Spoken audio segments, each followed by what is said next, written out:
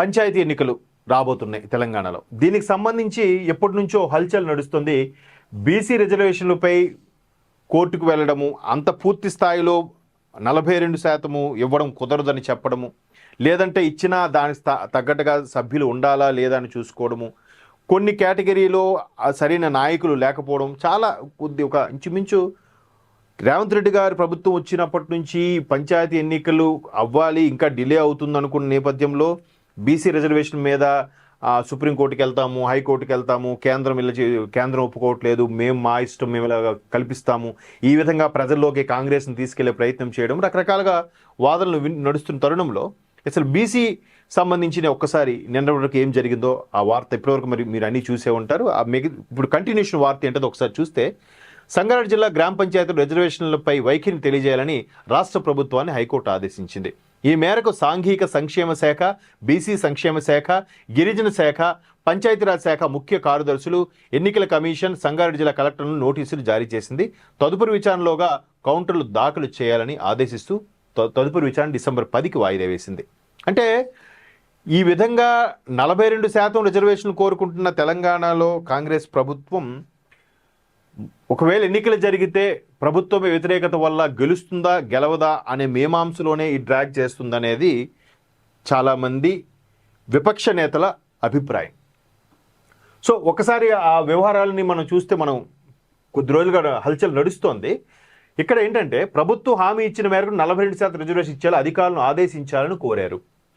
అయితే one man commission సూచించిన మేరకు 42% బదులుగా రాష్ట్ర వ్యాప్తంగా 17% పంచాయతీ స్థానాలను కేటాయించడం సబబు కాదన్నారు.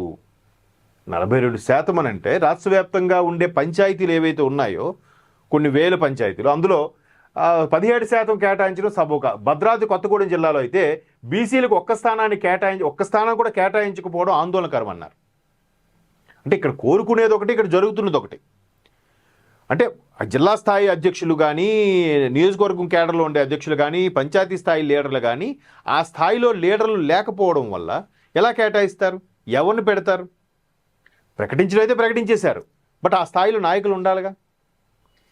సో ఇక్కడ ఒక్కసారి చూస్తే గ్రామ పంచాయతీ రిజర్వేషన్ల కోసం ఈ నెల 23న జిల్లా కలెక్టర్ జారీ చేసిన గెజెట్ను రద్దు చేయాలని కోరుతూ ఆందోళన మండలం రామసానపల్లికి చెందిన మాజీ సర్పంచ్ కోరబోయిన ఆగమయ్య హైకోర్టులో పిటిషన్ దాఖలు చేశారు.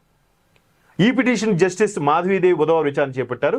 పిటిషన్ తరపు న్యాయవాది వాదనలు వినిపిస్తూ రాజ్యాంగం చట్టబద్ధమైన న్యాయ సూత్రాలు ఖచ్చితంగా పాటించిన తరువాత బీసీల జనాభాకు అనుగుణంగా ప్రభుత్వం హామీ ఇచ్చిన మేరకు 42% రిజర్వేషన్ ఇచ్చేలా అధికారులను ఆదేశించాలని కోరారు.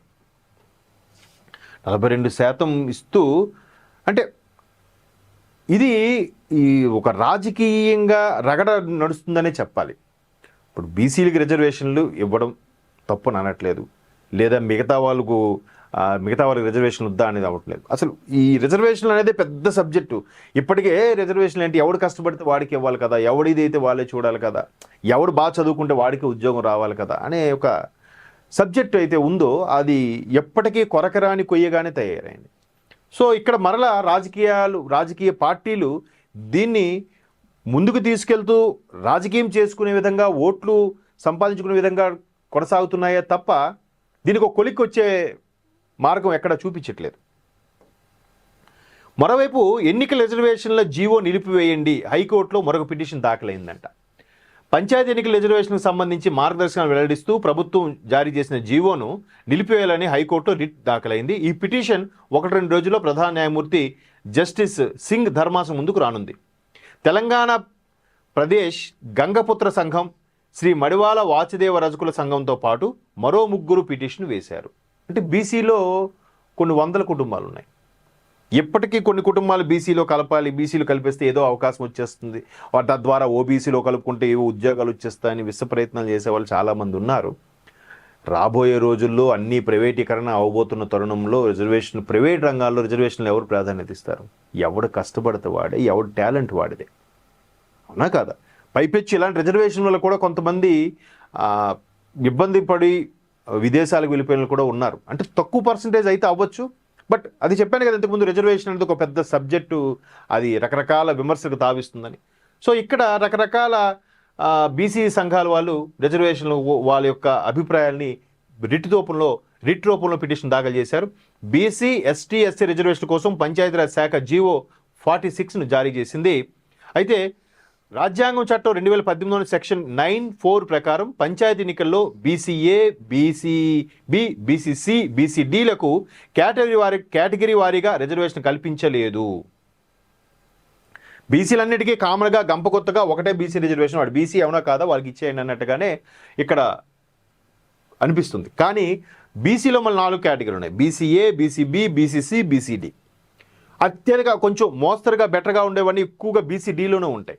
ఈ మధ్యకాలంలో కొన్ని అగ్రవర్ణాలు కూడా మమ్మల్ని బీసీలు చేయండి అని వాళ్ళ రాజ్యాంగపరమైన వాళ్ళ సామాజిక పరమైన నాయకులు ఎన్నుకున్నప్పుడు వాళ్ళు బలవంతం చేయడం వల్ల రాష్ట్ర ప్రభుత్వాలు కొంతమందిని కొన్ని అగ్రవర్ణాలు కూడా బీసీడీలో కలిపి ప్రయత్నం చేశాయి.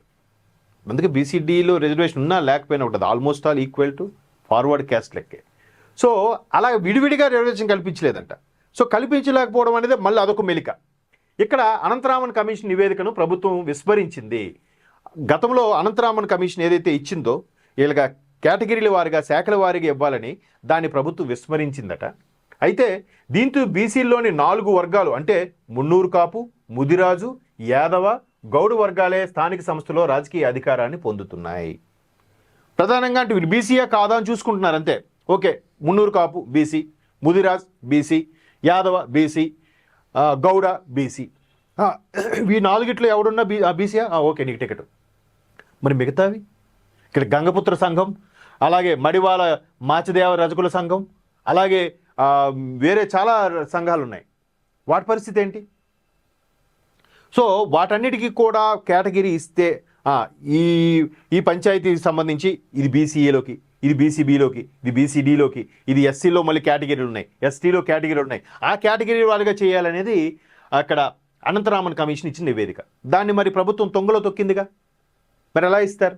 ఒకే స్థానంలో ఇద్దరు బీసీలు పోటీ పడుతున్నప్పుడు ఈయన సంథింగ్ ఈ కాపు, ముదిరాజు, యాదవ ఎక్కువ సామాజిక వర్గం ప్రాబల్యం ఉన్న నాయకుడు ఒకడుండి మిగతా గుర్తింపు లేని బీసీ సంఘాల్లో ఉండి ఒకడు ఉన్నప్పుడు మరి వీడికి పరిస్థితి ఏంటి? వీడు బీసీ కదా, వీడికి ఇచ్చిద్దాం, వీడికి నీకు అంత లేదు అంటే మరి వీడు ఎప్పుడు పోటీ చేయాలి, ఎక్కడ పోటీ చేయాలి?